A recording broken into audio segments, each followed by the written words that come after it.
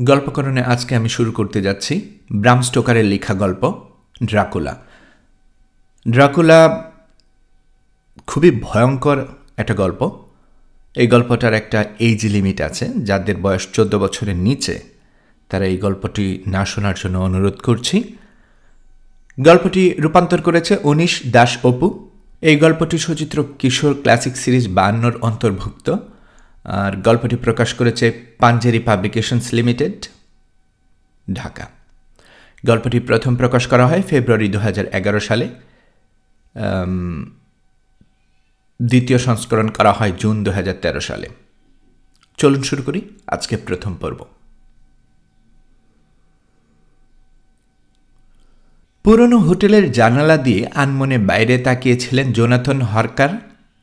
England থেকে কত দূরে এসে পড়েছে সে। এই হোটেলেই ওর নামে ভাড়া করা হয়েছে ঘর। গৃহস্থালী কাজ করে যে বুড়ি মহিলা, প্রাচীন হোটেলটির মতো তার বয়সও কম নয়। আপনার একটা চিঠি আছে। জোনাথনকে একটা খাম দিল বৃদ্ধা। দ্রুত খাম খুলল জোনাথন। জানে এ চিঠি একজনই পাঠাতে পারে, যার আমন্ত্রণে সে এই অদ্ভুত সফরে বেরোতে বাধ্য হয়েছে। কয়েক লাইনের চিঠি পড়ল জোনাথন। বন্ধু, ট্রান্সলভেনিয়া স্বাগতম। কাল কোচ 4 চাকার ঘোড়ার গাড়ি নিয়ে চলে আসুন বর্গো পাস এ। আমার ঘোড়ার গাড়ি যাবে আপনাকে আমার প্রাসাদে নিয়ে আসার জন্য। আপনার বন্ধু ড্রাকুলা।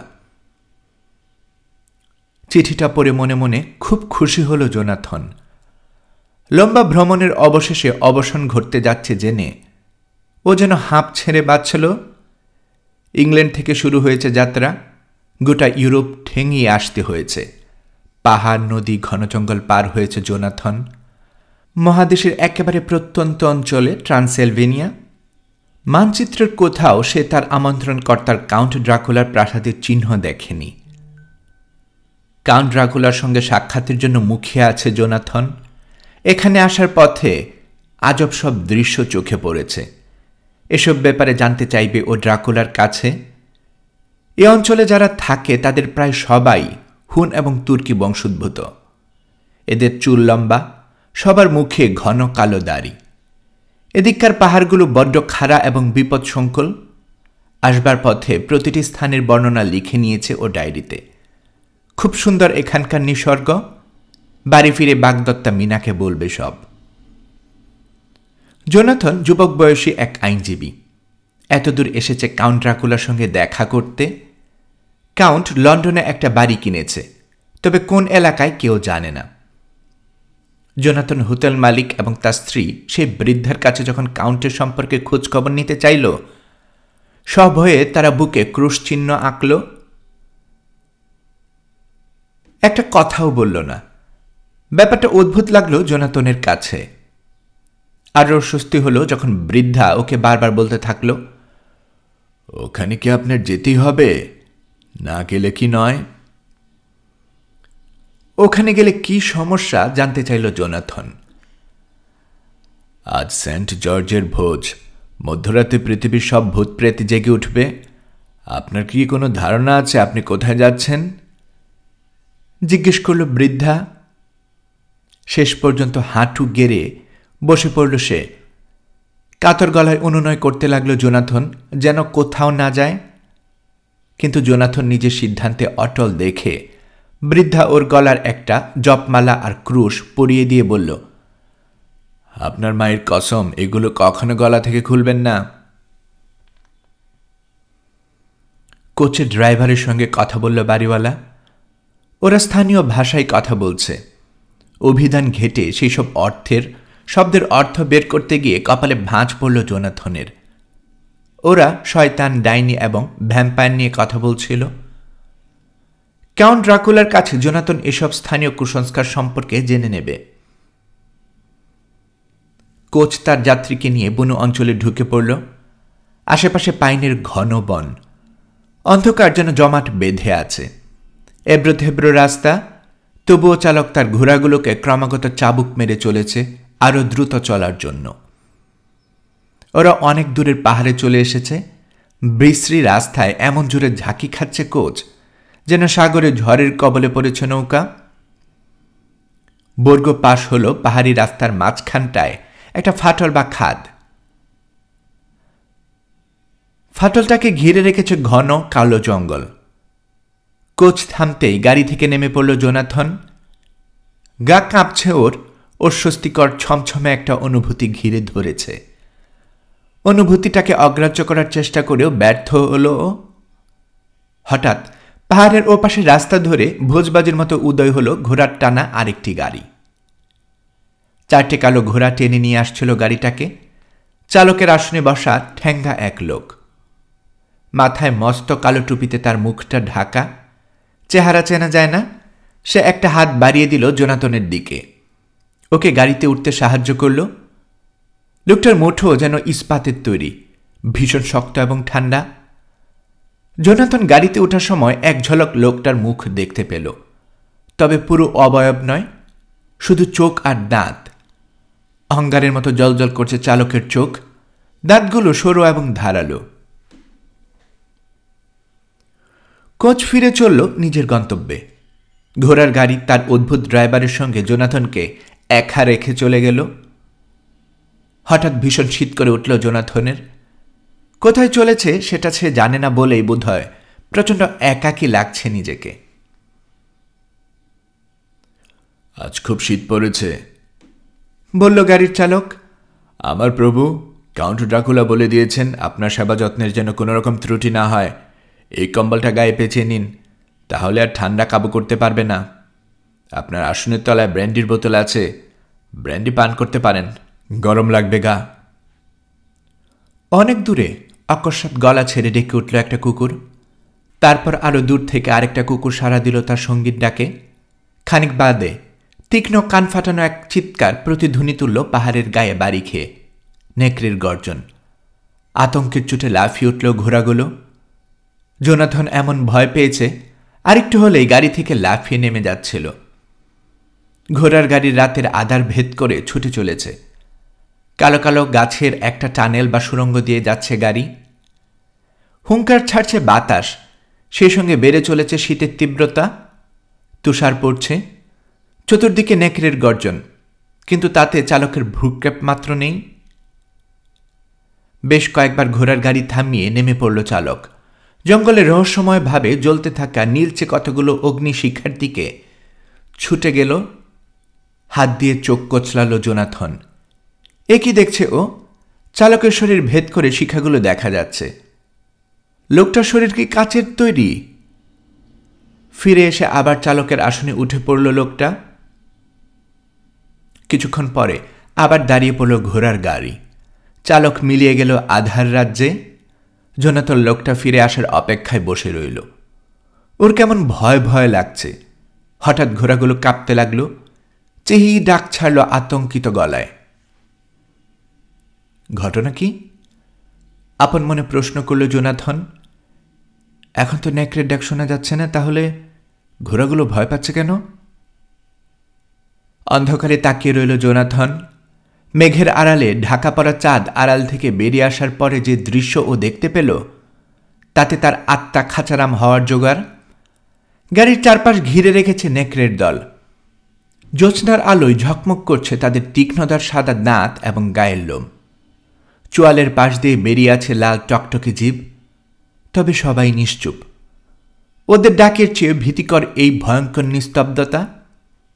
একা অন্ধকারে তীব্র ভয়ে জোনাথনের রক্ত যেন জমাট বেঁধে গেল। নড়াচড়ার শক্তিও হারিয়ে ফেলেছে।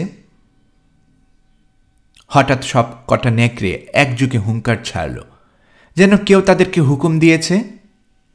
লাফিয়ে উঠল ভীত ঘোড়াগুলো, পিছিয়ে যাচ্ছে। কোটরের মধ্যে ঘুরছে তাদের চোখ। জোনাথন গাড়ির এক পাশে জোরে জোরে বাড়ি মারতে লাগলো, যাতে শব্দ শুনে ভয়ঙ্কর প্রাণীগুলো লাফিয়ে যায়। কিন্তু নেকড়ের দল এগিয়ে আসতে লাগল।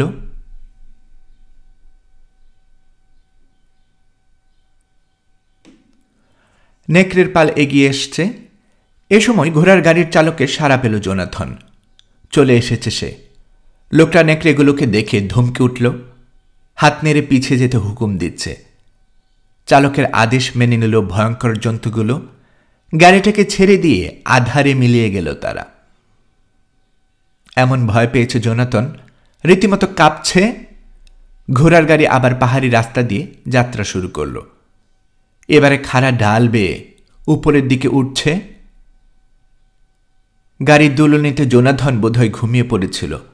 চোখ মেলে দেখে গাড়িটি থেমে গেছে এক বিশাল আঙিনায়। আঙিনার সামনে পাথরের মস্ত এক ভবন। ঘোড়ার গাড়ির চালক আবার সেই বরফ শীতল বজ্র মুঠি চেপে ধরল জোনাথনের হাত, ওকে গাড়ি থেকে নামিয়ে দিল। এরপর রহস্যময় লোকটা গাড়ি নিয়ে অদৃশ্য হয়ে গেল একটা খিলানের আড়ালে। আমি কি স্বপ্ন দেখছি? নিজেকে প্রশ্ন করল জোনাথন। এ কোনো অদ্ভুত জায়গায় এসেছি? দরজায় তো কোনো কড়াও দেখছি না যে নক করব। ভোর অবধিকে এখানেই দাঁড়িয়ে থাকতে হবে? হঠাৎ শিকলের ঝনঝন শব্দ হল। প্যারেক বসানো প্রাসাদের দরজা খুলে গেল ধীরে ধীরে। কালো পোশাক পরা, তালগাছের মতো লম্বা বয়সী এক লোক এসে দাঁড়ালো চৌকাঠে। স্থির দৃষ্টিতে তাকিয়ে আছে জোনাথনের দিকে। আমার বাড়িতে স্বাগতম, বলল সে। আসুন, ভেতরে আসুন। জোনাথন চৌকাঠ পেরিয়ে ভেতরে ঢুকেছে। লোকটা ওর হাত চেপে ধরল। ভয়ঙ্কর ঠান্ডা, মরা মানুষের মতো শীতল হাত। আর হাতে কি জোর, ঘোড়ার গাড়ির সেই চালকের মতো। Count Dracula? জিজ্ঞেস করল জোনাথন। জি, আমি কাউন্ট ড্রাকুলা। আপনাকে স্বাগতম, মিস্টার হারকার। কাউন্ট নিজে জোনাথনের ব্যাগগুলো তুলে নিল হাতে। কিছুক্ষণ পরের কথা, জোনাথন ড্রাকুলার প্রাসাদে ডাইনিং রুমে খেতে বসেছে। মুরগির রোস্ট আর সালাদ পরিবেশন করা হয়েছে। কাউন্ট খাবার ছুঁয়েও দেখেনি। সে নাকি কিছুক্ষণ আগেই সেরে নিয়েছে রাতের খাবার। জোনাথনকে সঙ্গ দিতে ওর সঙ্গে বসেছে। ভ্রমণ কেমন হলো ইত্যাদি বিষয়ে নানান প্রশ্ন করছে। খেতে খেতে কাউন্ট ড্রাকুলাকে লক্ষ্য করছিল জোনাথন। লোকটার কপাল বেশ উঁচু, ঘন ঝোপের মতো ভ্রু। কথা বলার সময় টকটকে লাল ঠোঁটের ফাঁকে ঝিকে উঠছে ধারালো সাদা দাঁতের শাড়ি। তার কানজুরো ছুচালো, গায়ের চামড়া ভীষণ বিবর্ণ। তবে কাউন্টের হাত জোড়া সবচেয়ে অস্বাভাবিক ঠেকল জোনাথনের কাছে। কাউন্টের হাতের তালুতে মোটা মোটা লোম গজিয়েছে। নখগুলো বিশ্রী রকম লম্বা, ডগাগুলো সুচালো। একবার কাউন্ট হাত বাড়িয়ে স্পর্শ করল জোনাথনকে। জোনাথনের গা রিরি করে উঠল। জানালা দিয়ে বাইরে তাকিয়ে জোনাথন দেখল রাতের আকাশে ভোরের প্রথম সূচনা বার্তা ঘোষণা করছে। সবকিছু আশ্চর্য রকম নিস্তব্ধ এবং নিথর। নিচের উপত্যকা থেকে ভেসে এলো নেকড়ের পালের সম্মিলিত চিৎকার। চকচক করে উঠল কাউন্টের চোখ। ফিসফিস করল, কান পেতে শুনুন, ওরা রাতের সন্তান। কি সুন্দর গানই না গাইছে ওরা। জোনাথনকে শুভরাত্রি জানিয়ে চলে গেল কাউন্ট ড্রাকুলা। শুতে যাওয়ার সময় জোনাথন ঘটে যাওয়া বিচিত্র ঘটনাগুলোর কথা ভাবছিল। ক্লান্ত শরীরে কখন চোখ লেগে এসেছে জানে না। পরদিন সকালে ঘুম ভেঙে জোনাথন দেখল টেবিলে ওর নাস্তা ঢাকা দেয়া, সঙ্গে একটা চিরকুট। কাউন্ট লিখেছে বিশেষ কাজে তাকে বাইরে যেতে হচ্ছে। নাস্তার টেবিলে অতিথিকে সময় দিতে পারছে না বলে সে অত্যন্ত দুঃখিত। ড্রাকুলার প্রাসাদের সবকিছুই অত্যন্ত বিলাসবহুল এবং দামি। খাবার প্লেটগুলো পর্যন্ত খাঁটি সোনার তৈরি। দেখলেই বোঝা যায় বহু পুরনো। তবে অদ্ভুত ব্যাপার, ঘরে কোনো আয়না নেই, এমনকি বাথরুমেও নেই। এত বড় প্রাসাদ, অথচ কোনো ভৃত্য চোখে পড়ল না জোনাথনের। নিজেকে খুব নিঃসঙ্গ লাগছে ওর। সারাটা দিন কাউন্টের লাইব্রেরিতে বই পড়ে কাটিয়ে দিল জোনাথন। ইংল্যান্ড সম্পর্কে প্রচুর বই আছে। সন্ধ্যার পর এসে হাজির কাউন্ট। আপনার দেশ সম্পর্কে লেখা সমস্ত বই আমার পড়া, বলল কাউন্ট। আমি আপনাদের ভাষা শিখতে চাই। আমাকে দয়া করে আপনাদের ভাষা শিখিয়ে দেবেন। কিন্তু কাউন্ট, আপনি তো ইংরেজিতে ভালোই বলেন, বলল জোনাথন। তেমন একটা ভালো বলি না। লন্ডনে সবাই আমার কথা শুনলে বুঝে ফেলবে ও দেশে আমি নতুন। কাজেই আমি পুরোপুরি পুরোদস্তর হয়ে আপনাদের দেশে যেতে চাই, যাতে সবার সঙ্গে সহজেই খাপ খাইয়ে নিতে পারি। হ্যাঁ, আচ্ছা, বুঝলাম, বলল জোনাথন। এক এক দেশের এক এক রকম রীতিনীতি, সংস্কৃতি, বলে চলল কাউন্ট। আমরা এখন আছি ট্রান্সিলভেনিয়ায়, ইংল্যান্ডে নয়। এখানে অনেক কিছু আপনার কাছে অদ্ভুত লাগতে পারে। সে যাক গে, লন্ডনে আমার নতুন বাড়িটির কথা বলুন। আপনার নতুন বাড়িটি কারফ্যাক্স নামে এক জায়গায়, বলল জোনাথন। কাউন্টকে বাড়ি কেনার কাগজপত্র দেখালো। বাড়ির সামনে গভীর একটা পুকুর আছে। বাড়িটি আকারে বিরাট এবং অনেক পুরনো। ওখানে পরিত্যক্ত একটা চ্যাপেল ও উপাসনালয় আছে। কাছে পিঠে রয়েছে কয়েকটা ঘরবাড়ি। এর মধ্যে একটা বাড়িকে আবার পাগলা গারদে রূপান্তর ঘটানো হয়েছে। তবে পাগলা গারদটি আপনার বাড়ি থেকে দেখা যায় না। আমার বাড়িটি প্রাচীন আমলে শুনে খুশি হলাম, বলল কাউন্ট। নতুন বাড়িটা নিয়ে আমার পছন্দ নয়। চ্যাপেল আছে জেনেও ভালো লাগলো। চ্যাপেল মানে সমাধিস্থল। আমি অন্ধকার বিষণ্ণ জায়গা পছন্দ করি। ওইসব জায়গায় আমাকে কেউ বিরক্ত করতে আসবে না। নিজের ভাবনায় ডুবে থাকতে পারবো। আজ রাতেও খাবারে জোনাথনের সঙ্গে যোগ দিল না কাউন্ট। বলল সে আগেই খেয়ে নিয়েছে। জোনাথন খাচ্ছে, ওর সঙ্গে বিভিন্ন বিষয় নিয়ে গল্প জুড়ে দিল কাউন্ট। হঠাৎ একটা মোরগ ডেকে উঠে জানিয়ে দিল ভোর হয়েছে। মোরগের ডাক শুনে লাফিয়ে খাড়া হলো কাউন্ট। আপনার ইংল্যান্ডের গল্প শুনতে শুনতে কখন রাত খাবার হয়ে গেছে খেয়ালই করিনি, বলল কাউন্ট। দেখুন তো, খামোকা আপনার ঘুমের দেরি করে দিলাম। যান যান, শুয়ে পড়ুন গে। ঘন্টা দুয়েক ঘুমালো জোনাথন। ঘুম থেকে জেগে উঠে শেভ করতে বসল। দাড়ি কামানোর জন্য ছোট্ট একটা আয়না নিয়ে এসেছে ও। আয়নায় তাকিয়ে শেভ করছে। হঠাৎ পেছন থেকে কে যেন হাত রাখল কাঁধে। চমকে গেল জোনাথন। পাই করে ঘুরল। Count Dracula. সুপ্রভাত, বলল কাউন্ট। কাউন্ট কখন যে ওর পেছনে এসে দাঁড়িয়েছে টেরি পায়নি জোনাথন।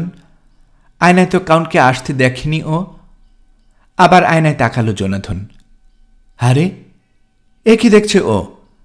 আয়নার সামনে দাঁড়িয়ে আছে কাউন্ট, অথচ তার কোনো প্রতিচ্ছবি পড়ছে না ওতে। জোনাথন এত চমকে গেছে, দাড়ি কামাতে গিয়ে খুরের আঘাতে কেটে গেল গালের চামড়া। ফুটায় ফুটায় ঝরতে লাগলো রক্ত। গাল বেয়ে নামছে ঘাড়ে। রক্তের ক্ষীণ ধারায় দিকে তাকিয়ে ভয়ানক জ্বলে উঠল কাউন্টের দুই চোখ। হঠাৎ সে বাড়িয়ে দিল তার হাত। হাতটা পিছলে গিয়ে বাড়ি খেল জোনাথনের গলায় ঝোলানো ক্রুশের, যেটা হোটেলের বৃদ্ধ ওকে দিয়েছিল সেখানে। সঙ্গে সঙ্গে উত্তেজনা প্রশমিত হয়ে এলো কাউন্টের। শান্ত হয়ে গেল সে। এদেশে দাড়ি কামানোর সময় সাবধান, জোনাথনকে সতর্ক করল ড্রাকুলা। খেয়াল রাখবেন গালটা যেন কেটে না যায়, বিপদ হতে পারে। আর এসব জিনিসের দরকার কি আপনার? ফেলে দিন তো এসব ফালতু জিনিস, বলে জোনাথনের ছোট আয়না নিয়ে সে জানালা দিয়ে ছুঁড়ে ফেলে দিল। নিচে পাথরের মেঝেতে পড়ে ভেঙে শতখান হয়ে গেল কাজ। কথা না বাড়িয়ে চলে গেল কাউন্ট। জোনাথনকে একাই নাস্তা ছাড়তে হলো। এখানে আসার পরে একদিনও কাউন্টকে কিছু খেতে কিংবা পান করতে দেখেনি ও। মানুষটা আজব তো, ভাবছে জোনাথন। নাস্তা সেরে প্রাসাদ ঘুরে দেখতে বেরোলো ও। লক্ষ্য করল প্রাসাদটি খাড়া একটা পাহাড় চূড়োর উপর অবস্থিত। খাড়া নীরের ঢাল ঝোপ করে নেমে গেছে 1000 ফুট নিচে। খোলা জানালা দিয়ে যেদিকেই তাকানো যায় খাড়া ঢালটাই আগে চোখে পড়বে। ঢালের নিচে বনভূমি। তবে জোনাথন শীঘ্রই আরেকটা জিনিস আবিষ্কার করল। দরজাগুলো সব বাইরে থেকে বন্ধ। প্রাসাদটা আসলে একটা কারাগার, আর ও কারাগারে বন্দী। নিজের ঘরে ফিরে এলো জোনাথন। দেখল কাউন্ট ওর বিছানা করে দিচ্ছে। ওর মনে মনে যা সন্দেহ করেছে তাই হলো সত্যি। প্রাসাদে চাকর বাকর নেই। প্রকাণ্ড এ প্রাসাদে ড্রাকুলার সঙ্গে একা জোনাথন। ও এখন নিশ্চিন্ত সে রাতে ঘোড়ার গাড়ির চালক অন্য কেউ ছিল না, ড্রাকুলা স্বয়ং। তার হুকুমেই সেদিন নেকড়েগুলো জোনাথনকে হামলা চালাতে সাহস করেনি। বনের নেকড়েগুলো ড্রাকুলার আদেশ মেনে চলে।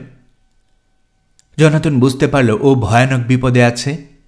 এই প্রথম ভেবে স্বস্তি পেল যে বুড়ি হোটেলওয়ালা ওকে একটা ক্রুশ দিয়েছে।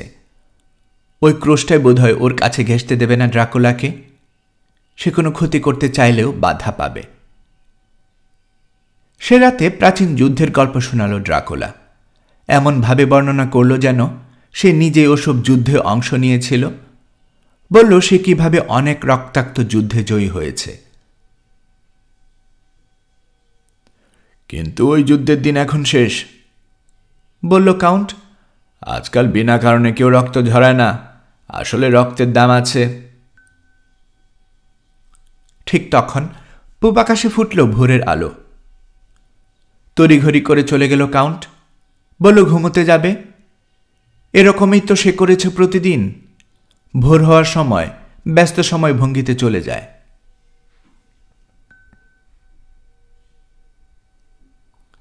জোনাথন দিনটি কাটিয়ে দিল লাইব্রেরিতে বই পড়ে। সন্ধ্যায় ওর সঙ্গে দেখা করতে এলো কাউন্ট। জানালো আইনি কিছু বিষয় নিয়ে কথা বলবে। ইংল্যান্ডের একটা বন্দরে আমার কিছু জিনিসপত্র পাঠাতে চাই আমি, বলল সে। জিনিসগুলো বুঝে নেওয়ার জন্য একজন আইনজীবীর প্রয়োজন হবে আমার। আমাদের পরিচিত যে আইনজীবীকে দিয়ে আপনার কাজ করিয়ে নেওয়া যাবে, বলল সে। আপনি আপনার চাকরিদাতা এবং বন্ধুদের চিঠি লিখে জানিয়ে দিন দেশে ফিরতে আপনার আরও কিছুদিন দেরি হবে, বলল ড্রাকুলা। ধরুন মাসখানেক আমার সঙ্গে থাকতে হবে আপনাকে। এতদিন? বুক শুকিয়ে গেছে জোনাথনের। আপনি আপত্তি করলেই তো মানছে কে, বলল কাউন্ট। রাজি না হয়ে উপায় নেই জোনাথনের। ওর চাকরিদাতা মিস্টার হকিংস বলে দিয়েছেন কাউন্টকে যেন সে উদারভাবে সাহায্য করে। কাউন্টের কোনো আদেশ অমান্য করা যাবে না। চিঠিতে কাজের কথা ছাড়া অন্য কিছু যেন লিখবেন না, হুমকির সুর কাউন্টের গলায়। ওদেরকে বলুন এখানে আপনি ভালোই আছেন এবং ওদেরকে দেখার জন্য উদগ্রীব হয়ে রয়েছেন। ব্যাস, বাড়তে আর একটা শব্দও নয়। হেসে জোনাথনকে লেখা কাগজটি দিল কাউন্ট ড্রাকুলা। হাসার সময় দুই ঠোঁটের পাশ দিয়ে বেরিয়ে এলো সদন্তের মতো দুটো ধারালো দাঁত। ওদিকে চোখ পড়তে শিউরে উঠল জোনাথন। বিদায় নেয়ার আগে কাউন্ট বলল আজ রাতে সে ব্যস্ত থাকবে, কাজেই নৈশভোজে সে বরাবরের মতো সঙ্গ দিতে পারবে না জোনাথনকে। সাবধান, বলল সে। নিজের ঘর ছাড়া প্রাসাদের অন্য কোনো ঘরে যেন ঘুমোতে যাবেন না, তারা করবে দুঃস্বপ্ন। এ অদ্ভুত প্রাসাদে বন্দী হয়ে থাকার চেয়ে দুঃস্বপ্ন দেখা নিশ্চয়ই কম ভীতিকর, ভাবছে জোনাথন। রাতের বেলা নিজের ঘর থেকে বেরোলো ও। জানালার ধারে একটা সিঁড়ি আছে, ওখানে গিয়ে বাইরে তাকালো জোনাথন। ঠিক তখন একটা নড়াচড়া চোখে পড়ল ওর। কাউন্টের ঘরে কে যেন হাঁটাহাঁটি করছে। পিছিয়ে এলো জোনাথন, তারপর সাবধানে উকি দিল। ওর ঘর থেকে বেরিয়ে আসছে কাউন্ট। চেহারা দেখা যাচ্ছে না, তবে ওটা যে কাউন্ট তা বুঝতে ওর অসুবিধা হচ্ছে না। কাউন্টের রোমশ ওই হাত, ও হাত যে একবার দেখেছে সে শুধু হাত দেখেই বুঝতে পারবে ওটা কাউন্ট ছাড়া অন্য কেউ নয়। কাউন্ট ড্রাকুলার কাণ্ড দেখে তাজ্জব জোনাথন। ওটা কি করছে কাউন্ট? জানালা দিয়ে বেরিয়ে এলো সে, হামাগুড়ি দিয়ে নামছে। মুখটা প্রাসাদের দেয়ালে ফেরানো, বাতাসে ডানার মতো পতপত উঠছে পরনের কালো আলখেল্লা। নিজের চোখে দেখেও বিশ্বাস হতে চাইছে না জোনাথনের। চাঁদের আলোয় ভুল দেখছি না তো, ভাবল ও। অনেক সময় চাঁদের আলোয় উদ্ভট ছায়া ফেলে। না, চোখে ভুল দেখছে না জোনাথন হারকার। ওটা কাউন্ট ড্রাকুলাই। চার পায়ে হামাগুড়ি দিয়ে জানালা দিয়ে বেয়ে নেমে আসছে সে। এখন দেয়াল বেয়ে দ্রুত নেমে যাচ্ছে টিকটিকির মতো।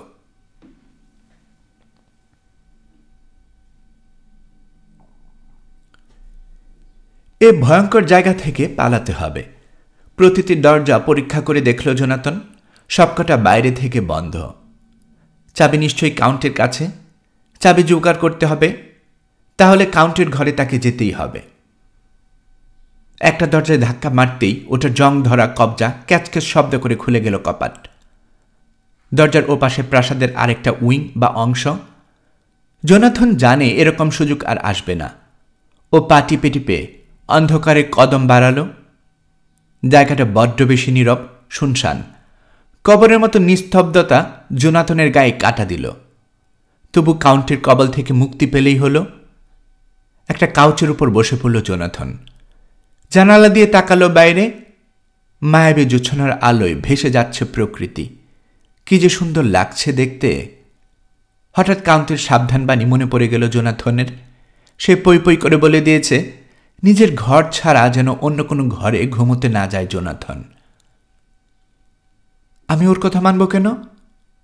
সিদ্ধান্ত নিল জোনাথন। আমার যেখানে খুশি শুভ, তাতে কাউন্টের কি? কাউচে বসে নাক ডাকতে লাগলো জোনাথন। হঠাৎ নারী কণ্ঠের ফিসফিসানি শুনে জেগে উঠল। দেখল 3 জন মহিলা ওকে ঘিরে বৃত্তাকার চক্রে ঘুরছে আর ফিসফিস করে নিজেদের মধ্যে কথা বলছে। 2 জন মহিলার গায়ের রং কালো, চোখে ড্রাকুলার মতো কলছে এফুর উফুর করে দেয়া শ্যান দৃষ্টি। তৃতীয় নারীর মাথাভর্তি সোনালি চুল, তার চোখ সবুজ চকচকে। তাদের সবার ঠোঁট চুনি পাথরের মতো টকটকে লাল, দাঁত ঝকঝকে সাদা। কালো মহিলা 2 জন হাসতে হাসতে ফর্সা মেয়েটিকে বলল, তুমি আগে যাও, তারপর আমরা আসছি। ও বয়সে তরুণ, শক্তিশালী। আমাদের 3 জনের তৃষ্ণা মেটাবার জন্য যথেষ্ট রক্ত আছে ওর শরীরে। স্বর্ণকেশী মহিলা এগিয়ে এলো, ঝুঁকল জোনাথনের উপর। গায়ে মেয়েটির নিঃশ্বাস পড়ছে, মিষ্টি তবে একই সঙ্গে কটুগন্ধি, পচা রক্তের মতো। আতঙ্কিত বোধ করল জোনাথন। হঠাৎ ঘরে ঢুকল কাউন্ট। হাত বাড়িয়ে ফর্সা মহিলার ঘাড় চেপে ধরল। রাগে জ্বলছে চোখ, 2 ঠোঁটের ফাঁক দিয়ে বেরিয়ে পড়ছে দাঁত। মেয়েটিকে ধরে ছুঁড়ে ফেলে দিল সে ঘরের কোণে। অপর 2 জনকে হাত ইশারায় পিছিয়ে যেতে বলল। ওকে স্পর্শ করিস? এত সাহস তোদের? গাঁক গাঁক করছে কাউন্ট। এ লোকটা আমার, নে এগুলো নিয়ে সন্তুষ্ট থাক। সে একটা ব্যাগ ছুঁড়ে দিল মেঝেতে। ব্যাগের ভেতরে জ্যান্ত কিছু একটা নড়েচড়ে উঠল। এক মহিলা ছুটে গেল ব্যাগ খুলতে। থলের ভেতর থেকে শিশুকণ্ঠের কান্নার আওয়াজ ভেসে এলো। অন্য মহিলা 2 জন থলেটা ঘিরে দাঁড়ালো। তারপর চাঁদের আলোয় হঠাৎ অদৃশ্য হয়ে গেল। ঘটনার ভয়াবহতা সহ্য হল না জোনাথনের। জ্ঞান হারালো ও। পরদিন সকালে জোনাথন ঘুম ভেঙে দেখে সে নিজের বিছানায় শুয়ে আছে। গতকালের ঘটনা মনে পড়ে গেল। তাহলে কি গোটা ব্যাপারটা স্বপ্ন ছিল? না, এ স্বপ্ন হতে পারে না। ও জানে প্রাসাদের মধ্যে 3 জন মহিলা আছে যারা রক্ত তৃষ্ণায় অস্থির, জোনাথনের রক্ত খাওয়ার জন্য অপেক্ষা করছে। সে রাতে কাউন্ট জোনাথনকে 3টি চিঠি লিখতে বলল। জোনাথনের বন্ধু বান্ধবকে লিখতে হবে চিঠিগুলো। প্রথম চিঠিতে লিখবেন, আপনার কাজ প্রায় শেষ। দ্বিতীয় চিঠি জানাবেন আপনি বাড়ির উদ্দেশ্যে রওনা হচ্ছেন, এবং তৃতীয় চিঠিতে থাকবে আপনি প্রাসাদ ছেড়েছেন এবং যাত্রাপথে রয়েছেন। কাউন্টের হুকুম মেনে চলা ছাড়া উপায় নেই জোনাথনের। চিঠিতে তারিখ দিতে হবে যথাক্রমে জুন 12, জুন 19 এবং জুন 29। জোনাথন বুঝতে পারছে ওর আয়ু আর বেশি দিন নেই। ওর বাঁচার আশা শেষ। ওর বর্তমান অবস্থার কথা ভেবেই যেভাবেই হোক জানাতে হবে বাইরের দুনিয়াকে। কয়েকদিন পরে প্রাসাদের বাইরে একদল জিপসিকে দেখতে পেল জোনাথন। ওদের কাছে যদি একটা চিঠি দেয়া যায় তাহলে ভয়ানক কিছুটা ঘটে যাবার আগেই বন্ধুদের সঙ্গে যোগাযোগের একটা সুযোগ পাবে জোনাথন। জোনাথন সিদ্ধান্ত নিল ওর বাগদত্তা মিনাকে শর্ট হ্যান্ডে চিঠি লিখবে। ওই চিঠির অর্থ মিনা ছাড়া অন্য কেউ উদ্ধার করতে পারবে না। মিস্টার হকিংসেও একটা চিঠি লিখবে, মিনার খোঁজখবর নিতে বলবে। চিঠিগুলো লেখে একটা স্বর্ণমুদ্রা সহ ওগুলো জানালা দিয়ে নিচে জিপসির কাছে ছুঁড়ে দিল জোনাথন। ওরা চিঠি এবং স্বর্ণমুদ্রা নিয়ে মাথা নুইয়ে কুর্নিশ করল, যেন কি করতে হবে ও জানে। যাক, তবু একটা আশা আছে। পরদিন জোনাথনের ঘরে এলো কাউন্ট। জিপসিরা এই চিঠিগুলো আমাকে দিয়েছে, বলল সে। একটা চিঠি আপনি লিখেছেন মিস্টার হকিন্সকে, বেশ, এটা পাঠিয়ে দেওয়া হবে। তবে অন্য চিঠিতে আপনি যা লিখেছেন তা আমার মনোপুত হয়নি, ওটা আমি রাখছি না। সে ওই চিঠিটা আগুনে ছুঁড়ে ফেলে দিল। ওই দিন কয়েকজন লোক এলো প্রাসাদে, কিছু জিনিসপত্র সঙ্গে নিয়ে এসেছে। জোনাথন ছুটে গেল জানালায়, লোকগুলোকে ডাকাডাকি করতে লাগলো। ওরা ইংরেজি বোঝে না, জোনাথনের দিকে এমন ভাবে তাকালো যেন সে একটা পাগল। একজন তার সঙ্গীদেরকে কি যেন বলল, তারা হো হো করে হেসে উঠল। জোনাথন দেখল লোকগুলো ঘোড়ার গাড়ি থেকে কাঠের কতগুলো বড় বড় বাক্স নামাচ্ছে। বাক্সগুলোর হাতল রশি দিয়ে তৈরি। সে রাতে জোনাথন আবার দেখল ড্রাকুলা টিকটিকির মতো বুকে হেঁটে প্রাসাদের দেয়াল বেয়ে নেমে যাচ্ছে নিচে। বেশ কিছুক্ষণ পরে কাউন্টের ফিরে আসার শব্দ পেল জোনাথন। ঠিক ওই মুহূর্তে প্রাসাদের উঠোন থেকে ভেসে এলো তীব্র আত্মচিৎকার। এক মহিলা দাঁড়িয়ে রয়েছে উঠোনে। জোনাথনকে জানালায় দেখতে পেয়ে সে কাঁদতে কাঁদতে বলল, দানব, আমার বাচ্চাকে ফিরিয়ে দে। প্রকাণ্ড দরজায় ছুটে গেল সে, ঘুষি মারতে লাগলো কপাটে। জোনাথন শুনতে পেল মহিলাকে কড়া গলায় ধমক দিচ্ছে কাউন্ট। হঠাৎ এক পাল নেকড়ে এসে হাজির হয়ে গেল উঠোনে। মহিলা জানোয়ারগুলোকে দেখতে পেয়ে চিৎকার করার সময় পেল না, তার আগে ওরা মহিলার উপর ঝাঁপিয়ে পড়ল। কয়েক মুহূর্ত পরে ওখান থেকে চলে গেল নেকড়ের দল, রক্তাক্ত ঠোঁট চাটতে চাটতে। পরদিন পালাবার পরিকল্পনা করল জোনাথন। মস্ত একটা ঝুঁকি নিল সে, খুলে ফেলল পায়ের জুতো। প্রাসাদের দেয়াল ফুঁড়ে বেরিয়ে আসার পাথরের সরু একটা তাকে নেমে পড়ল। নিচের দিকে তাকাচ্ছে না ও। সরু তাকটা বেয়ে পৌঁছে গেল কাউন্ট ড্রাকুলার ঘরে। ঘর খালি, তবে ওখানে কোনো চাবি পেল না জোনাথন। শুধু স্বর্ণের স্তূপ আর বিভিন্ন দেশের কারি কারি টাকা। একটা দরজা চোখে পড়ল জোনাথনের। দরজার ওপাশে পাথরে একটা প্যাসেজ ওয়ে। গুহার মতো প্যাসেজটায় গিয়ে শেষ হয়েছে একটা চ্যাপেলের ধ্বংসাবশেষ। চ্যাপেলের ভেতরে উৎকট গন্ধ, বমি এসে যায়। চ্যাপেলের মেঝেয়ে সে কাঠের বাক্সগুলো দেখতে পেল জোনাথন। বেশিরভাগের মধ্যে মাটি ছাড়া আর কিছু নেই, কিন্তু একটির ভেতরে মাটির উপর শুয়ে আছে কাউন্ট ড্রাকুলা। হয় সে মারা গেছে, নতুবা ঘুমোচ্ছে। চোখ খোলা, তবে নিঃশ্বাস নিচ্ছে না, কিংবা হৃৎস্পন্দনও তার নেই। খোলা চোখে তীব্র শয়তানি চাউনি। ওদিকে বেশিক্ষণ তাকিয়ে থাকতে পারল না জোনাথন। সব ভয়ে পিছিয়ে এলো। তারপর ফিরে এলো নিজের ঘরে। দেখতে দেখতে চলে এলো 29 জুন। আগামীকাল আমরা একে অন্যের কাছ থেকে বিচ্ছিন্ন হয়ে যাব বন্ধু, ঘরে ঢুকে বলল কাউন্ট ড্রাকুলা। আপনি ফিরে যাবেন ইংল্যান্ডে, আপনার সুন্দর দেশ। আশা করি ক্যাসেল ড্রাকুলায় আবার দেখতে পাবো আপনাকে। হাজরাতে যেতে পারলে ক্ষতি কি? কাউন্টকে একটু বাজিয়ে দেখতে বলল জোনাথন। সে আপনার ইচ্ছে, বলল কাউন্ট। জোনাথন দ্রুত পা বাড়ালো সদর দরজায়। অবাক হয়ে দেখল দরজায় তালা মারা নেই। ও ধাক্কা মেরে দরজা খুলল। সঙ্গে সঙ্গে কানে ভেসে এলো নেকড়ের গর্জন। একযোগে ছুটে আসছে দরজার দিকে। হা করা মুখে ঝকঝক করছে ধারালো দাঁতের শাড়ি। জোনাথন বুঝতে পারল কাউন্টকে বুদ্ধির খেলায় হারানো তার কম্য নয়। কাল সকাল পর্যন্ত ওকে অপেক্ষা করতেই হবে। পরদিন জোনাথন আবার সেই পাথরে তাক বেয়ে ঢুকে পড়ল ড্রাকুলার ঘরে। চলে এলো ভগ্ন চ্যাপেলে।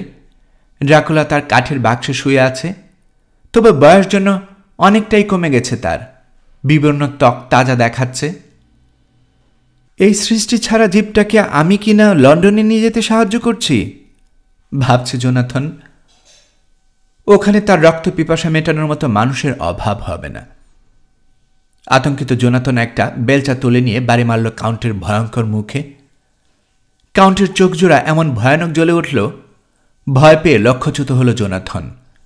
বেলচা বাড়ি খেল পিশাচটার কপালে। সঙ্গে সঙ্গে বাক্সের ঢাকনি খুলে বন্ধ হয়ে গেল। জোনাথন এক দৌড়ে ফিরে এলো কাউন্টের ঘরে। নিচতলায় শুনতে পেল দরজা খোলার আওয়াজ। জিপসিরা এসেছে বাক্সগুলো নিয়ে যেতে। প্যারেক ঠুকে তারা বাক্সের ডালা বন্ধ করল। মেঝে ভারী পায়ের শব্দ তুলে কিছুক্ষণ পরে ওরা চলে গেল। এই ভয়ঙ্কর প্রাসাদে ওই ভয়ানক মহিলাগুলোর সঙ্গে এখন আমি একা। শিউরে উঠল জোনাথন। ওকে পালাতে হবে। জানালায় ছুটে এলো ও। এখানে আর এক মুহূর্ত নয়। এবারে ওই সরু তাক বেয়ে যেভাবেই হোক পালাবার একটা রাস্তা খুঁজে বের করতেই হবে, নতুবা মরণও ভালো।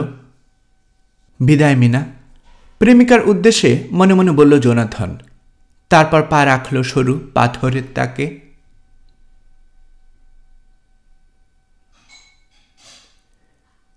মিনামুরের কল্পনাতেও নেই যে মানুষটাকে সে ভালোবাসে। সে লোকটা কাউন্ট ড্রাকুলার প্রাসাদে বন্দী হয়ে আছে।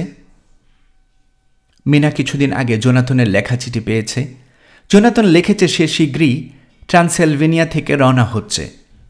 অধীর আগ্রহে প্রেমিকের ফেরার পথে অপেক্ষার প্রহর গুনছে মিনা। জোনাথন কোন কোন জায়গায় ঘুরেছে, কি কি দেখেছে তা জানার আর তর সইছে না ওর। কয়েকদিন পরে মিনা সিদ্ধান্ত নিল তার বান্ধবী লুসি ওয়েস্টনারার বাড়িতে বেরিয়ে আসবে। তাই চলল লুসির সঙ্গে দেখা করতে। লুসি এবং তার মা হুইটবিতে এসেছে গরমের ছুটি কাটাতে। জায়গাটা সাগর তীরে। মিনা একটা স্কুলের সহকারী শিক্ষিকা। রেলরোড স্টেশনে সাক্ষাৎ হলো দুজনের। ওরা বাল্য বন্ধু। সেই ছোটবেলা থেকে দুটিতে দারুণ সখ্য।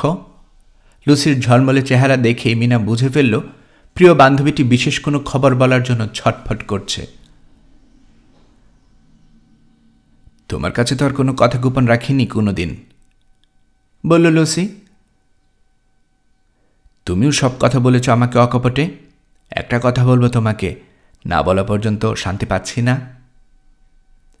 মিনাকে আগে ওদের ঘরটা দেখালো লুসি। ও ঘরেই থাকবে দুজনে। চলো তোমাকে আমার পছন্দের একটা জায়গায় নিয়ে যাই, বলল লুসি। ওরা হাঁটতে হাঁটতে একটা পাহাড়ে চলে এলো। পাহাড়ের কোলে প্রাচীন একটা গির্জা, হুইটবি অ্যাবি। গির্জার নিচে বিশাল এক গোরস্থান। আমি এখানে প্রায় আসি, জানালো লুসি। এখান থেকে যেটি দেখা যায় পরিষ্কার। জায়গাটা সুন্দর না? মাথা ঝাঁকিয়ে ওর কথায় সায় দিল মিনা। হ্যাঁ, সত্যি জায়গাটা সুন্দর। একটা সমাধিস্তম্ভের উপর বসল দুই বান্ধবী। লুসি, বলল মিনা, আমাকে আর রহস্যের মধ্যে রেখো না ভাই। ভাবতে পারো, ফিসফিস করল লুসি। 3-3টা বিয়ের প্রস্তাব এসেছে আমার। কুড়িতে পড়তে যাচ্ছি, এতদিন কেউ কোনো প্রস্তাব দিল না, আর এখন কিনা হঠাৎ করে একসঙ্গে 3টা প্রস্তাব। আর যারা আমাকে বিয়ে করতে চাইছে তারা প্রত্যেকে অত্যন্ত সুদর্শন। তুমি দারুণ ভাগ্যবতী, বলল মিনা।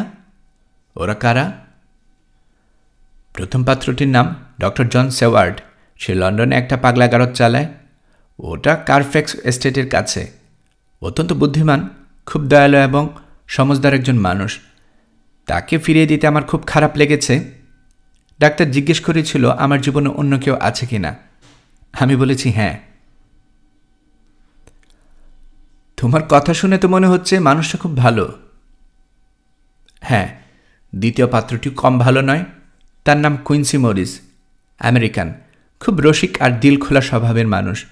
আমি যখন বললাম ওকে বিয়ে করতে পারছি না, ও জবাবে কি বলল জানো? ও বলল সে সারা জীবন আমার বিশ্বস্ত বন্ধু হয়ে থাকতে চায়। দারুণ না? খুবই দারুণ। আচ্ছা, এবারে তৃতীয় পাত্রটির কথা শুনি। এই মানুষটাকে নিশ্চয়ই তোমার সবচেয়ে ভালো লেগেছে। ও অন্যদের মতো আমাকে প্রস্তাব দেয়নি।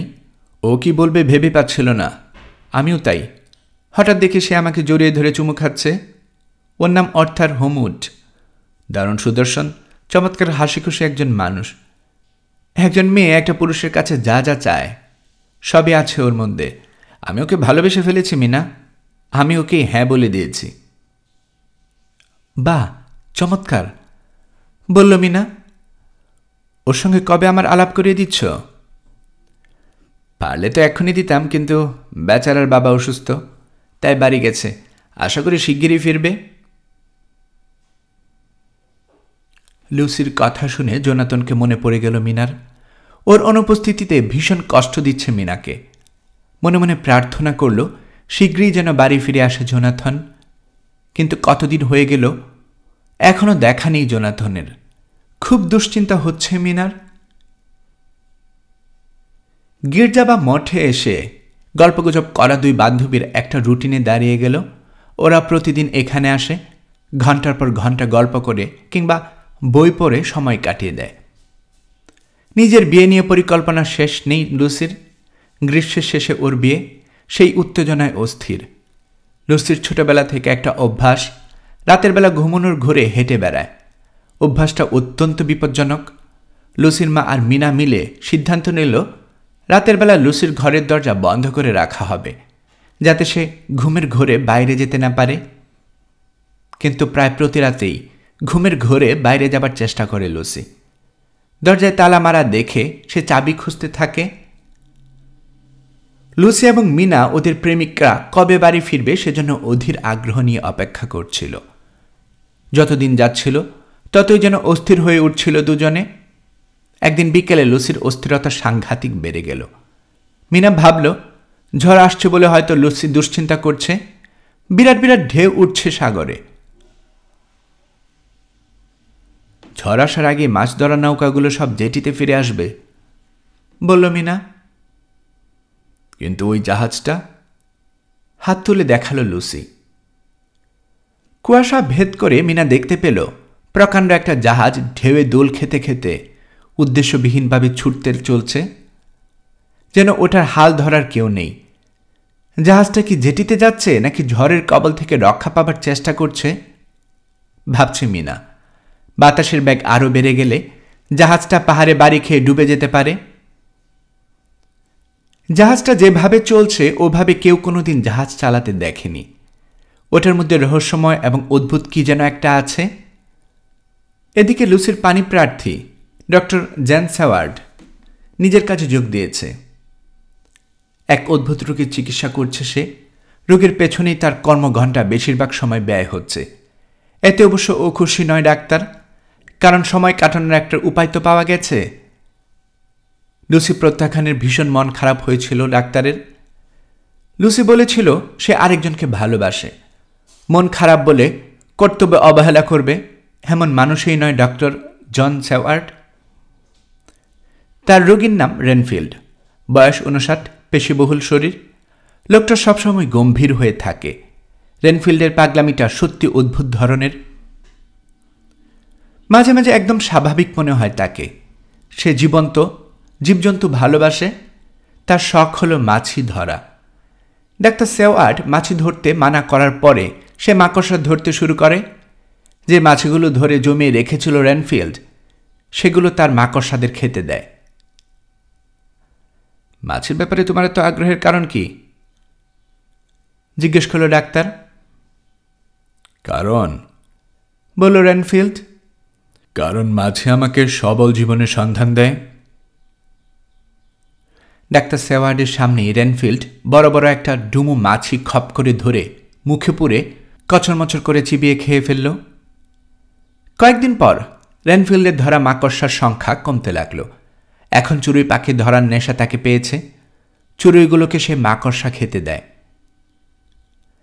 এরপরে আমি বেড়াল পুষব, বলল রেনফিল্ড। ওটার সঙ্গে খেলা করব এবং ওকে খাইয়ে দেব।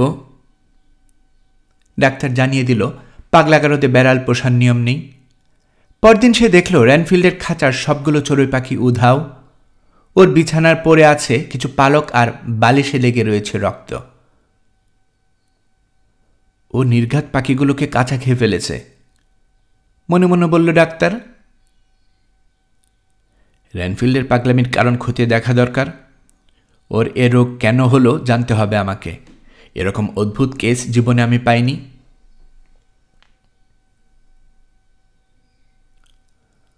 অস্ত যাচ্ছে সূর্য। হুইটবি পশ্চিম আকাশে বেগুনি, গোলাপি, সিঁদুররাঙ্গা আর সোনালি মেঘেরা মিলেমিশে দারুণ একটা সুন্দর দৃশ্যপট তৈরি করেছে। তবে আকাশের এক কোণে কালো যে মেঘগুলো দ্রুত জমা হচ্ছে, সেগুলো দেখলেই ভয় লাগে। ভয়ঙ্কর এক ঝড়ের পূর্বাভাস নিয়ে আসছে কৃষ্ণ মেঘের সারি। সন্ধ্যা নাগাদ থেমে গেল বাতাস। আশ্চর্য শান্ত হয়ে গেছে উন্মাতাল হাওয়া। এখন লু হাওয়া বইতে শুরু করেছে। সাগরে একটিও নৌকা নেই, শুধু সেই রহস্যময় জাহাজটি ছাড়া। ওই জাহাজের নাবিকগুলো মাথা পাগলা, বলাবলি করছে লোকে, ঝড় এলে ডুবে যাবে জাহাজ। হঠাৎ বিস্ফোরিত হলো আকাশ। ঝোড়ো হাওয়ার প্রচণ্ড একটা দাপট আকাশের বুক চিরে বেরিয়ে এলো। সাগরে পাহাড় সমান ঢেউ উঠল। হাহা করে দানবের মতো ছুটে গেল জেটির অভিমুখে। বজ্রের মতো হুঙ্কার ছাড়ছে বাতাস। হাওয়ার ব্যাগ এত বেশি, মানুষজন খাড়া হয়ে দাঁড়িয়ে থাকতেও পারছে না, উড়িয়ে নিয়ে যেতে চাইছে। ভৌতিক ছায়ার মতো ঘন কুয়াশা একটা বিশাল চাদর ঢেকে দিল চরাচর। স্বল্প কয়েকটি জেলে নৌকা দূরে মাছ ধরতে গিয়েছিল। তারা ঝড়ের তাণ্ডব থেকে নিজেদেরকে রক্ষা করে ফিরে এসেছে জেটিতে। সাগর তীরে দাঁড়িয়ে যারা ঝড়ের রুদ্রমূর্তি দেখছিল, জেলেদের ফিরতে দেখে তারা খুশিতে হাততালি দিল। ঝড়ের কবলে পড়ে সেই বিরাট আকৃতির জাহাজটির অবস্থা কাহিল। সাগরের প্রকাণ্ড প্রকাণ্ড ঢেউ জাহাজটিকে নিয়ে ইচ্ছে মতো লোফালোফি করছে। ঢেউয়ের মাথায় চড়ে একবার উঠে যাচ্ছে শূন্যে, পরক্ষণে সরসর করে নেমে আসছে পাতালে। ঢেউয়ের বাড়ি খেতে খেতে জলযানটি অনিবার্য গতিতে এগিয়ে চলেছে পাহাড়ের দিকে। পর্বত সমান ঢেউগুলো একের পর এক আছড়ে পড়ছে জাহাজের গায়ে। অল্পের জন্য একটা পাহাড়ের গায়ে বাড়ি খেল না জাহাজ। আরও একটা বিরাট পাথরখণ্ড এগিয়ে যেতে পড়ল। তারপর অলৌকিকভাবেই বলতে হবে, জাহাজটি জেটিতে ভিড়ল। সার্চ লাইট ফেলে খোঁজাখুঁজি চলল জাহাজে। জাহাজ এসে তীরে ঠেকেছে। বিশাল দেহে এক কুকুর ডেক থেকে লাফিয়ে তীরে নামল। পাহাড়ের দিকে কবরস্থানে সোজা দৌড় দিল সে। সবাই ছুটে গেল জাহাজে। হুইলের সঙ্গে রশি বাঁধা অবস্থায় একটা লোক পড়ে আছে, মৃত। গোটা জাহাজে আর কেউই নেই। জাহাজটি যেন নিজে নিজেই জেটিতে চলে এসেছে। দেখো, একজন ইঙ্গিত করল। ওর দুহাতের মধ্যে একটা ক্রুশ বাঁধা। লোকটা কমপক্ষে 2 দিন আগে মারা গেছে, মন্তব্য করল আরেকজন। জাহাজটি রুশ দেশের, নাম ডেমিটার। জাহাজের কার্গো বা মাল রাখার জায়গা বোঝাই হয়ে আছে অনেকগুলো কাঠের বাক্সে। বাক্সগুলোর ভেতরে কাদামাটি ছাড়া আর কিছুই নেই। হুইটবির একজন আইনজীবী এলো বাক্সগুলোর মালিকানা বুঝে নিতে। বিরাট আকারের কুকুরটিকে আর কোথাও খুঁজে পাওয়া গেল না। ওটা বোধহয় ভয়ের চোটে জলায় পালিয়ে গেছে, বলল একজন। হুইটবির পরিদর্শকরা জাহাজের লগবুক পড়ে দেখল, কারণ লগবুকে জাহাজের দৈনন্দিন সমস্ত কর্মকাণ্ডের কথা বিস্তারিত লেখা থাকে। লগবুকে লেখা, ডেমিটার রাশিয়া থেকে কৃষ্ণসাগরে যাত্রা শুরু করে। জাহাজটি ইংল্যান্ডে আসছিল। যাত্রা শুরুতে সবকিছু স্বাভাবিক ছিল। যাত্রা করার 10 দিন পরে জাহাজের ক্যাপ্টেন একটা অদ্ভুত ঘটনার কথা লিপিবদ্ধ করেছেন। পেত্রোস্কোবি নামে আমাদের এক নাবিককে খুঁজে পাওয়া যাচ্ছে না, লিখেছেন তিনি। অন্য জাহাজিদের ধারণা জাহাজের ভয়ঙ্কর কিছু একটা আছে। কয়েকদিন পরে এক নাবিক এলো ক্যাপ্টেনের কাছে।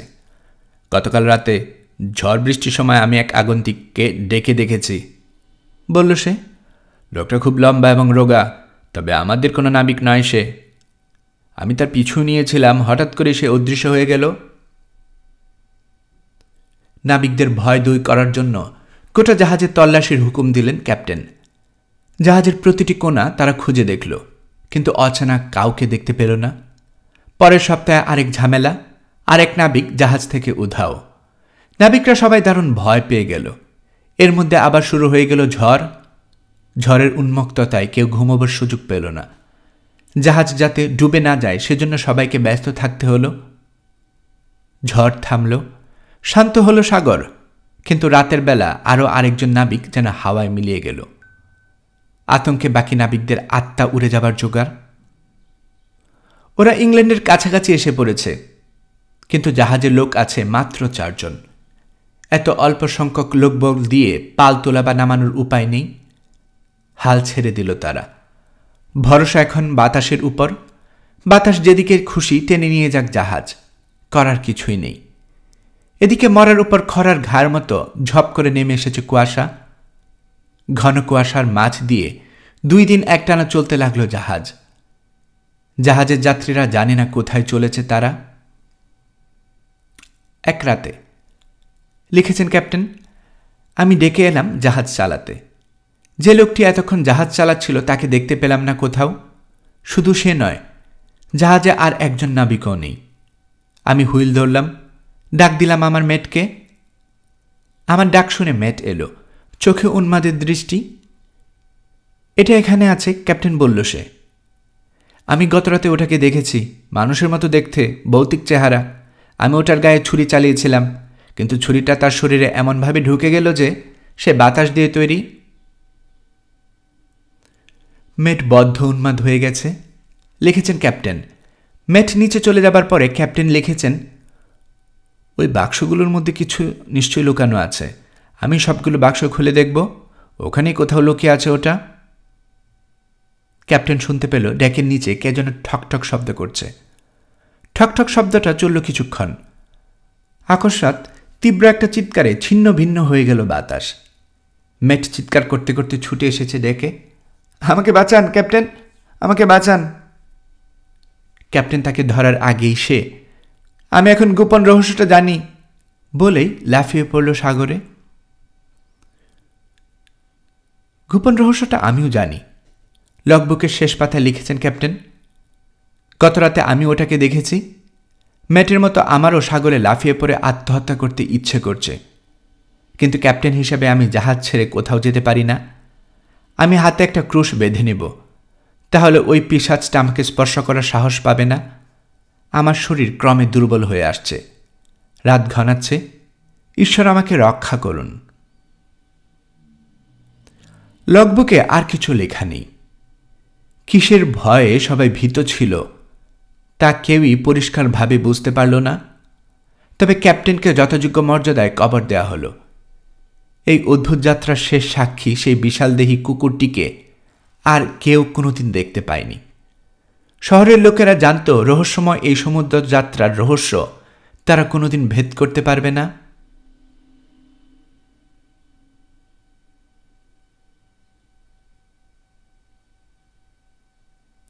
গল্পকরণে এতক্ষণ আপনারা শুনছিলেন ব্রাম স্টোকারের লেখা গল্প ড্রাকুলা। ড্রাকুলার প্রথম পর্ব আজকে আমি এখানেই শেষ করছি। আমি নিয়মিতভাবে গল্প পাঠ করে আপনাদেরকে শোনাচ্ছি। গল্প পাঠ ভালো লেগে থাকলে আমার এই গল্পটি আপনার বন্ধুবান্ধব প্রিয়জন সবার কাছে শেয়ার করবেন, তাতে করে তারা এই গল্পটি শোনার সুযোগ পাবে। আপনারা ভালো থাকবেন সেই প্রত্যাশা এখানে বিদায় নিচ্ছে।